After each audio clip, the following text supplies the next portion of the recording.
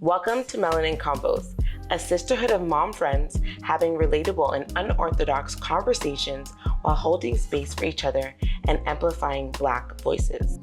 Welcome to Melanin Convos. I'm Nikita, and today we're going to talk about being patient while waiting and killing comparison. I know for myself, waiting is extremely hard. It is so difficult, and I think whether you're a Christian or not, learning how to wait well and to be patient while you're waiting for something to happen is a skill. And it's something that we will have to activate throughout our life and not being, impatient and compare ourselves, our journeys, our experiences to other people, and really just killing that, because obviously, comparison is the thief of joy. But aside from that, comparing yourself to other people can definitely lead you to having goals and dreams that actually are not even your own. You believe that what they have gained is a result of something, and because you were comparing your life to theirs, because you think that this will help you to achieve that same joy or happiness or love or family, we too go on that same journey that we perceive. It's just not productive. It's not fruitful. It doesn't honor ourselves. And it doesn't honor our own processes and the things that we need to experience in order to get these goals and these things that we're trying to achieve. So we're going to talk about that and how to wait well, and just really dive into some of the limiting beliefs and thoughts that we have around waiting and being patient, and the root of a lot of our impatience and our comparison. So, I think one thing to acknowledge is why it is so difficult for us to wait. And what about seeing people glow up makes it difficult for us to wait for our turn? And I think a lot of that has to do with the idea that we always think that we are more deserving of things than other people are, despite knowing their struggle or knowing their process or knowing what they went through to get what they now have. I think all of us, myself included, think that we are as equally or more deserving of something. And I'm not saying that you don't deserve good things. I don't think that everything that we have that we necessarily have to work for. I don't believe in that. I think sometimes we get things just by the merit of who we are and the fact that we are Christians, we are children of God. We just get things. I think it is very clear that God gives blessings to the just and the unjust, Christian and unsaved people. We just get things whether we earned it or not. I think that's the beauty of God and the beauty of us being Christians, and just the fact that not everything we have to work for. There are just some things that just happen and we just get. So there's that. But I will say that I think that we having a conversation with ourselves about why is it so difficult for us to believe that people are equally or even they deserved what they got because of whatever they put into to get what they currently have. They worked really hard. They were very disciplined. They were consistent. They did whatever was necessary to get that, and just honoring the fact that they are deserving of that. And when it is my turn, it'll be my turn. I think that is a difficult concept for us to reckon with, because we constantly think back to I am deserving, as deserving, whether or not I did the same amount of work or I put in the same amount of effort. We have a selfish bend to ourselves that we think we are just as deserving as other people. And I do think that we need to check that. I'm not saying to demonize it or to shame ourselves because of it, but it's something that we do need to check and put into perspective. I think when we talk about comparison, we also need to talk about feelings of jealousy, because we don't like to confront that feeling of jealousy. We think it's a bad feeling, that there's something wrong. And I really am hoping that through these episodes, through these seasons, that we really reframe how we think about feelings and our emotions, that we think of them as information, and we think of behavior as information as opposed to being good or bad, right or wrong. Like starting to think about our feelings as information. So if I'm feeling jealous, what is that feeling telling me about what I'm experiencing as I watch someone buy a house, as I watch someone get a promotion, as I watch someone get married to an amazing person, as I watch someone have a child, as I watch someone advance in their business? What is it that jealousy is trying to indicate to me as I watch people achieve and have these things, why I'm feeling that and why I am leaning to the tendency of comparing myself to them? It's information. Lean into what your thoughts and your heart is trying to tell you when you feel that comparison and that jealousy and that envy creeping up. Lean into that, and then don't shame yourself for it. We're human. We're having human experiences. We will feel these emotions, but lean into what is it trying to tell me and how can I like change the path. I feel like a lot of the time our emotions and our experiences pop up because we don't deal with them.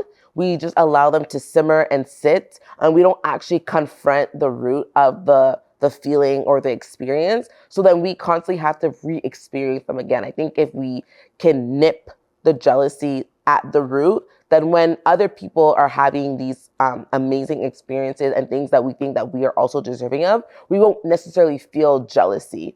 We won't necessarily feel some of those first emotions that we felt the first time. We're able to navigate through that experience a little bit differently because we were able to nip why we feel jealous. We're able to nip that. And so we can navigate our emotions, we can navigate the experience, and we can actually have true joy and happiness for someone else's success. So I think that's where we can start. And I guess that also leads to evaluating our why.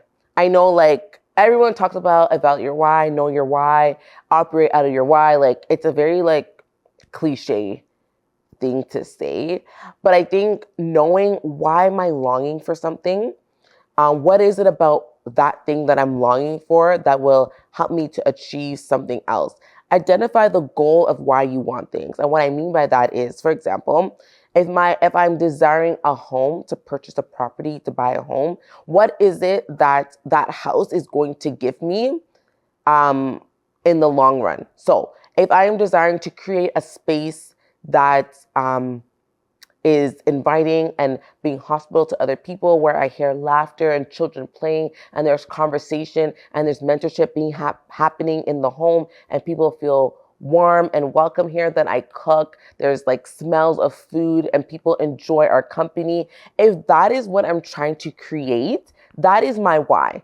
I'm trying to create an environment where people feel comfortable being here, where my door is always open, where I'm building community and connection with other people. That is why I want a house.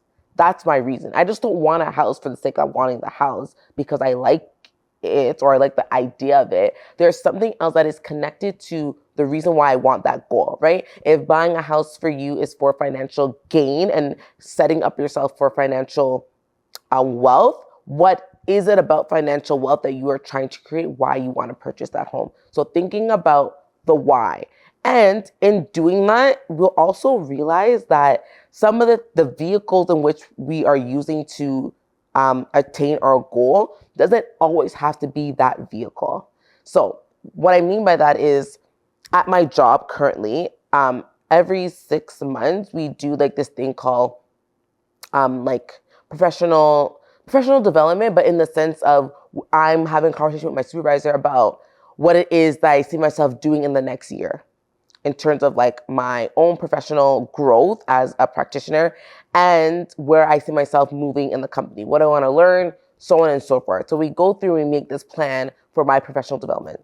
Okay, so in me having this conversation with my supervisor, I figured out that I work in education. I've worked in education for like 10 years. All of my adult career life has been working in education. And for a good while, I was like feeling really stuck about what is it that I want to do next? Like, where do I want to go from here? I want to move out of education, but I still want to teach, but how do I do that and not work in education? So yeah, I felt really stumped about that and not knowing like what path to take next. But I realized that education isn't the only vehicle for me to be able to teach. At my core, I want to teach. I want to teach youth. I want to teach children. I want to teach families, administrators, people in leadership. Like, I want to teach. I think that is my gift, teaching. That's what I want to do. But teaching is not limited to being in educational spaces. I can teach where it pertains to anti-racism. I can teach when it comes to like consulting. Like, there are other vehicles that would allow me to still teach that doesn't have anything to do with a school building, right? And I think that can be applied to this conversation when we think about what we are longing for and the vehicles in which that we choose to get to that end goal.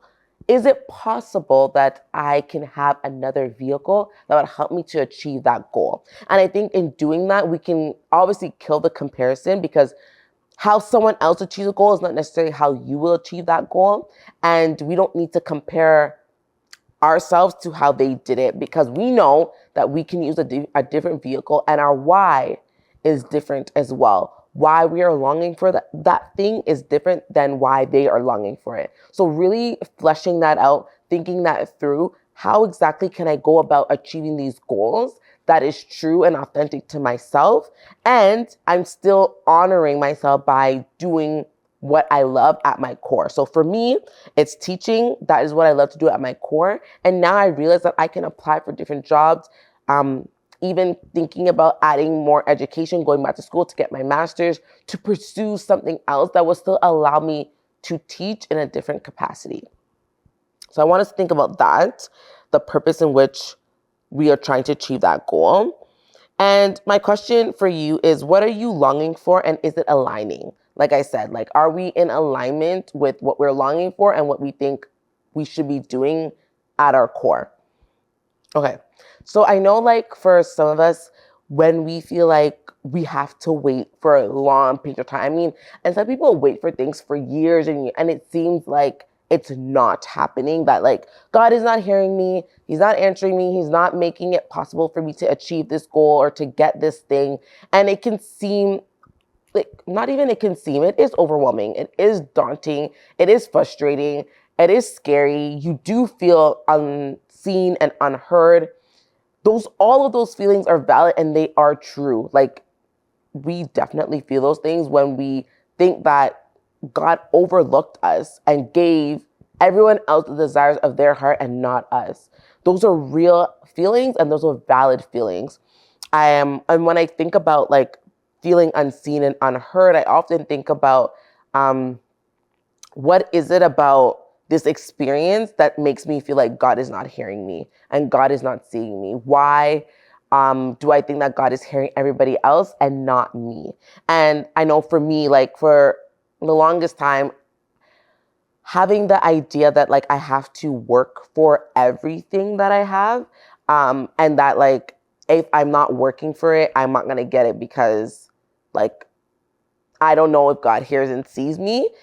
I think it's an experience that many people have, and I have definitely struggled with that, and reconciling within myself that like that's not how that works, and also that God absolutely, like, he sees me, he knows what I'm feeling and what I'm experiencing in each and every moment. And just because I'm having to wait and the waiting is taking long doesn't mean that God is void of what I'm experiencing. And it also doesn't mean that I should stop sharing with him what I'm feeling and how this is annoying and that I'm frustrated and that this doesn't feel good.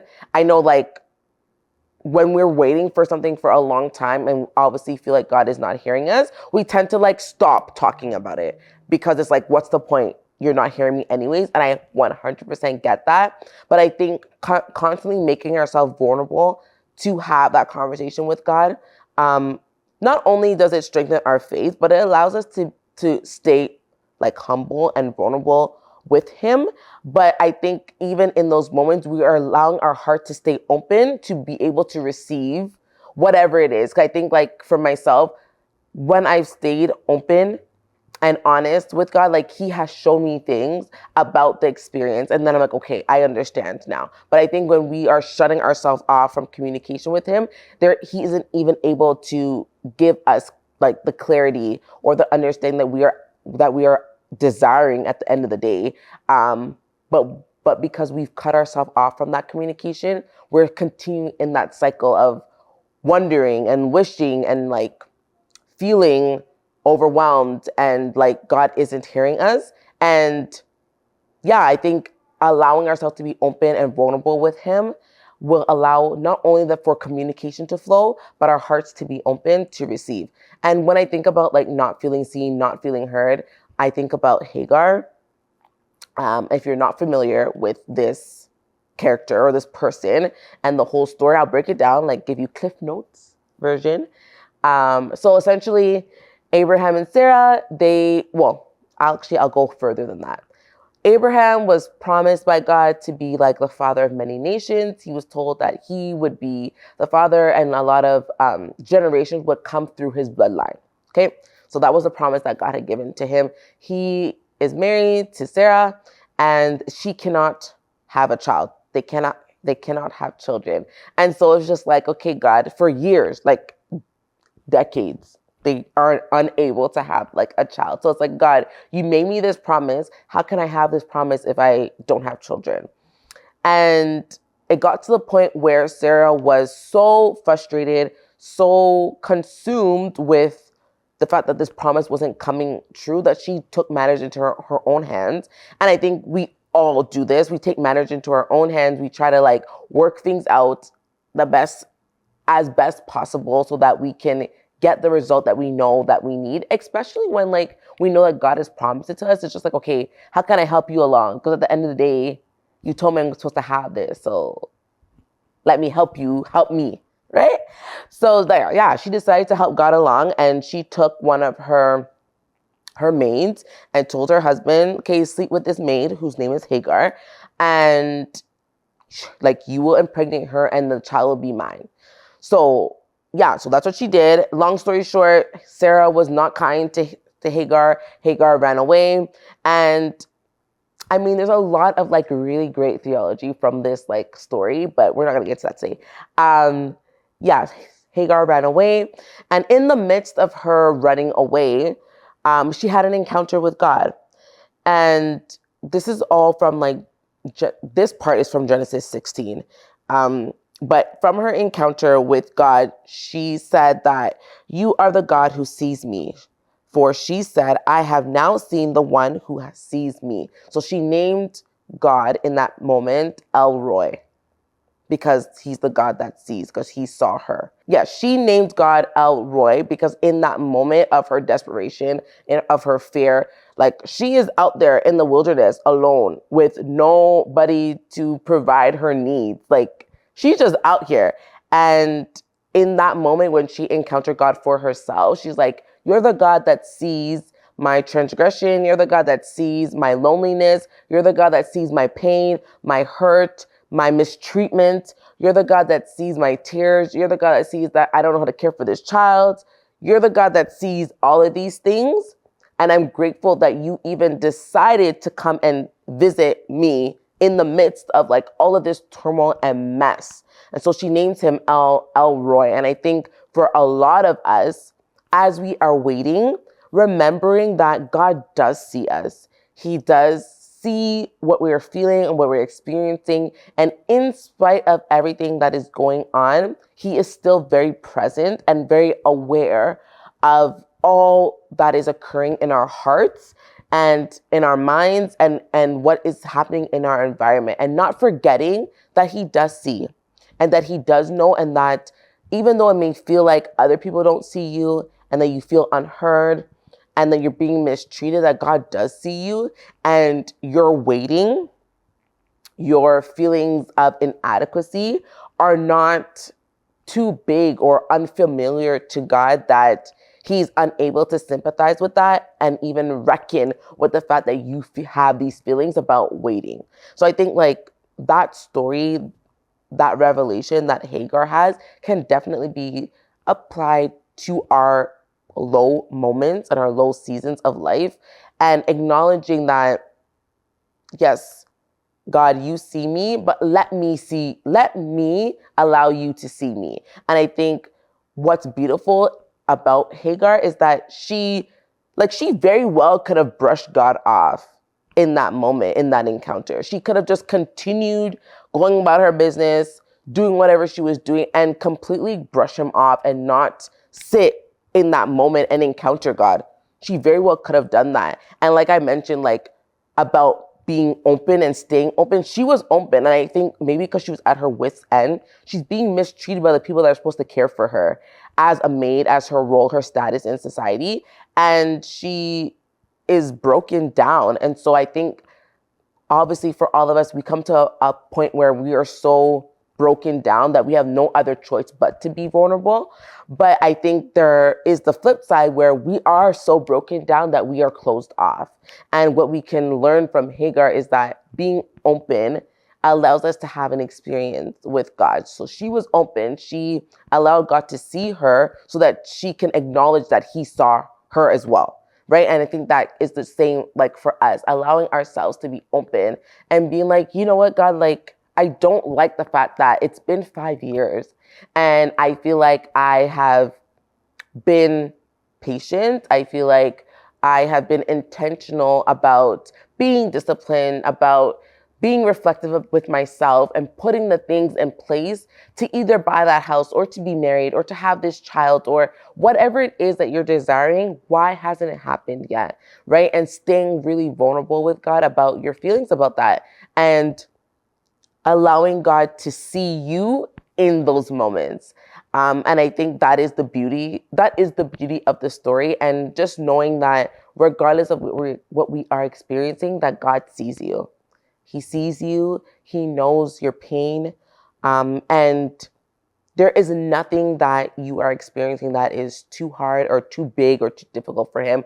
My favorite scripture, and I'm probably going to quote it wrong, is that like God, basically, I'm going to summarize, that God isn't a God that isn't able to sympathize with our weaknesses. Like he is very much capable of sympathizing with that just for the simple fact that he was man. So he's able to connect with the things that we feel, the hurt that we feel, the betrayal that we feel, all of those things. He's able to connect with us because he was man.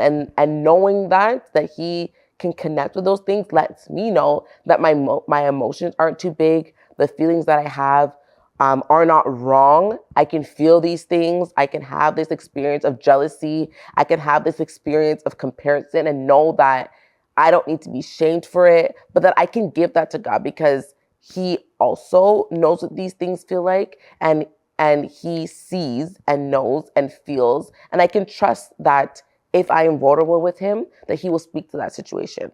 So I want us to really consider how we have, I guess, decided in our hearts that God has forgotten us. How have we done that? What ways have we done that? And how can we be open and vulnerable with God and with other people about our feelings of comparison, our feelings of having to wait, and thinking about more deeply our feelings of jealousy towards other people and the things that they have and the things that they've accomplished. What is at the root of that? And how can we use that to take the next steps forward to even identify our why, identify how we can move forward to attain those things, and how we can wait on God, wait with joy, wait with determination, wait knowing that if God promised something, it will happen, and being okay with that. I know it's hard to be okay with that, and I don't want it to sound like dismissive, me saying to be okay with that, but I think there's a peace that comes when we have learned to trust God and learned that in spite of me waiting, in spite of my annoyance, I know that it will happen in whatever manner God chooses for it to happen. I think that is the peace that a lot of us are desiring and a lot of us will need as we walk through this Christian life and as we are being sanctified. Of course, you're not going to get there like immediately. It's a process of learning and understanding and just growing in relationship with God. But I think like that's the piece that really helps you to wait well. I think that is the piece that I think that is my heart for you and my desire for you as you watch this episode, that the peace of God will just overwhelm you to the point where you are able to trust that he will fulfill whatever it is that he's promised you, and that he does see you waiting. He does see your frustration. He sees all the things, and that he is so near and so close, and that he does sympathize with everything that you're experiencing right now. So yeah, those are my takeaways. I hope that that is an encouragement for somebody, and that as you continue to wait, that you are able to identify a lot of the things that are in your heart and in your mind, and that basically we learn to wait well. So yeah, talk to you soon. Thank you for listening and watching this episode of Melanin Convos. Melanin Convos is directed and produced by Nikita Buckner, editing, audio, and video production by Tamwa Ladajo. If you'd like to support Melanin Convos, share this episode with a friend or visit our website in the show notes. We are amplifying Black voices and creating a sisterhood of mom friends.